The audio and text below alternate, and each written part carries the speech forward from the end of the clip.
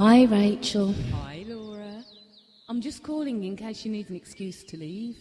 So how's the steakhouse? What's it like, this Ben? Can you talk? I'm not at the steakhouse. I'm sat at the top of the Clent Hills.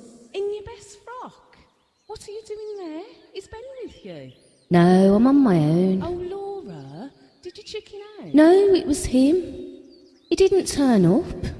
I told you I'm too old for this dating stuff. 45 is not old. Maybe he had an emergency or something. Have you checked to see if he left you a message? Of course I have. He's deleted his profile. Rach, I can't really talk now. There's too many people around. Okay, we'll catch up tomorrow. I am sorry, Laura. Take care. Yeah, you too. Bye. Do you mind if I sit? No, I was just going. Oh, I'm sorry, I didn't mean to chase you away. You didn't, it's fine. You'll break your neck walking down the hill in those shoes. I don't think my choice of footwear is any of your business. No, I'm sorry. No, I'm sorry. Bad day. Well, anyway, You weren't planning to walk the hills this evening. at the risk of sounding rude I again, come up here to people watch. I don't often talk to anyone. But would you stand out a bit? like a sore thumb, you mean? Well, yeah. I've got a flask of tea in my rucksack. Do you want a cuppa before you walk back down? Oh, now you think I'm a mad axeman about to drug you and kidnap you. It's perfectly harmless, look.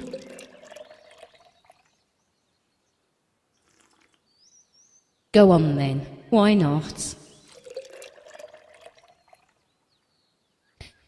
I don't normally wear a little black dress and stilettos to come hill walking. You've been stood up. I overheard you on the phone. So, Mr. People Watcher, what's their story? Who? The older couple over there with the dog. Oh, yes, I see them. What do you think? Childhood sweethearts. Devoted to each other and their many children. They have several grandkids and they bring them up here at weekends and buy them ice cream. No. No. No. Well then. He's her boss. They've been having an affair for years.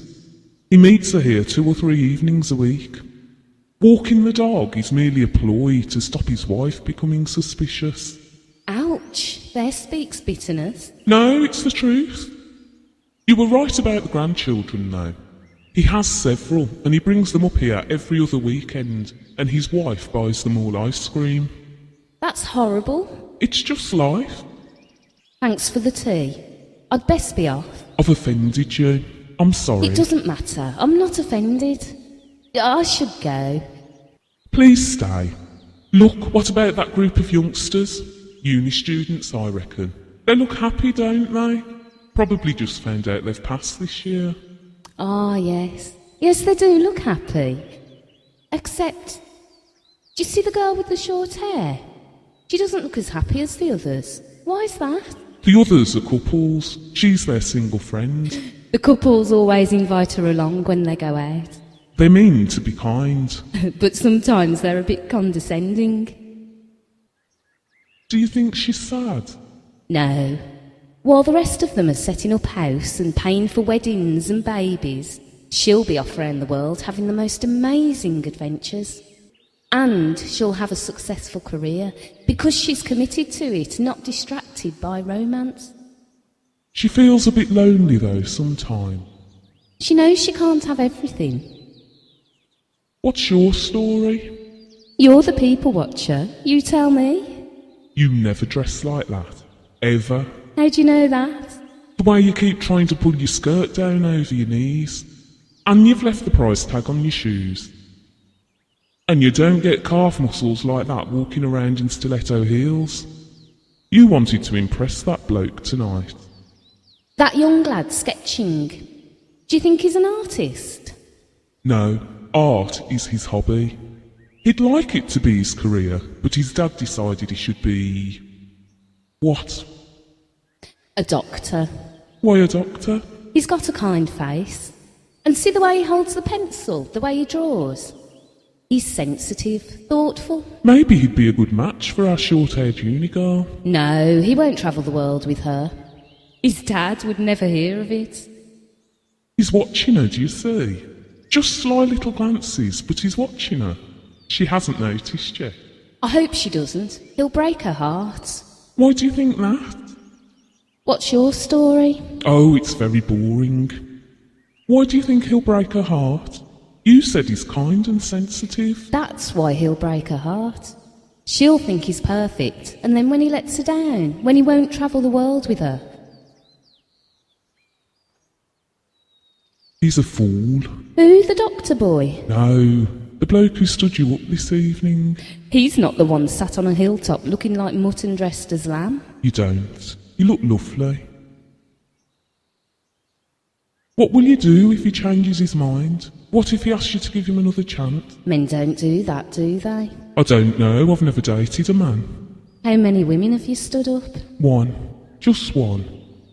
Oh look, the doctor's going over to our uni girl. No, don't let him. She's seen him, finally. Don't look at him. Don't let him spoil your dreams. Oh no, she's turned away. Oh, he's lost his courage. Good. How long have you known him, you no-show scoundrel? We've never actually met in the flesh. We communicate in cyberspace. I thought he was nice because he wasn't crass or flirtatious.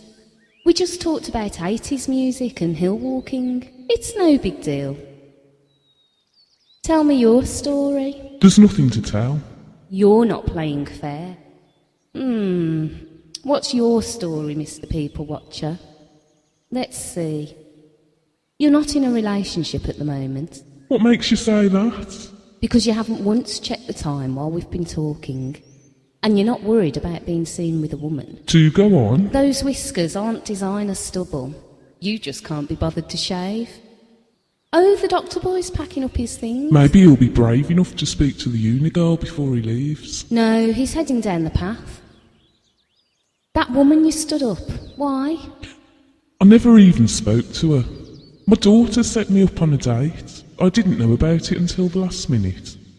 Cass, my daughter, she's off to uni in September and she worries about her old dad feeling lonely. She sounds like a good kid. She's the best. My wife died when Cass was 7. It's been just the two of us since then. Oh look, the uni students are leaving. They're going down the path behind the doctor boy. I don't think our uni girl's going to travel the world, you know. I think she'll be too busy climbing the career path to have any fun. And one day she'll pause for breath and realise that life's passed her by. Oh, the doctor's fallen over. That must have hurt. Look who's running to his rescue. Oh. It looks like you have your happy ending for the doctor and the uni girl. He won't break her heart. How can you know that? Because we're creating their story. Their fate is in our hands. Do you believe in fate? No, we all create our own story. But if the doctor hadn't fallen over, the uni girl wouldn't have gone to his rescue. Maybe the doctor engineered that fall to force her to respond. That's a big risk to take. She might have just laughed and walked on by. Some risks are worth taking. I should go. Oh, yeah.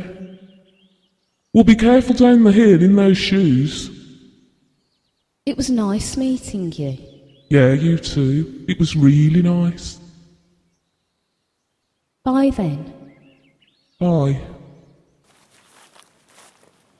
Laura! Don't go, please. I'm sorry I stood you up. Will you give me another chance? You do realise your daughter promised me a steak dinner this evening? If we're quick, we might just get in before they stop serving.